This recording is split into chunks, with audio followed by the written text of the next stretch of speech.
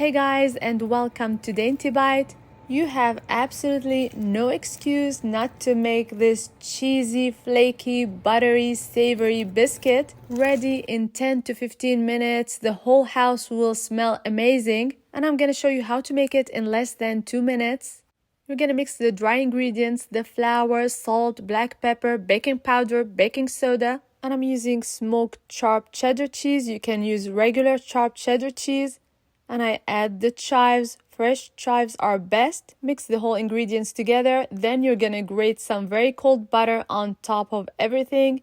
Mix with your fingertips, lightly and gently. When it becomes grainy, add the very cold buttermilk, 1 whole cup, and 1 tablespoon of honey. Remember, I leave all the amounts and all the ingredients in the description box below, so check it out. And you wanna work as quick as possible. You want it to still be cold.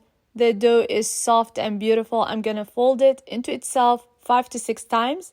Using flour as needed and as little as possible. Try to brush off the excess flour. Remember, we're working very fast. We want the butter to still be cold. Roll the dough into 1 inch in thickness and cut into rectangles. You can either do squares or circles, it's up to you. Brush the top with some heavy whipping cream and add some flaky salt on top.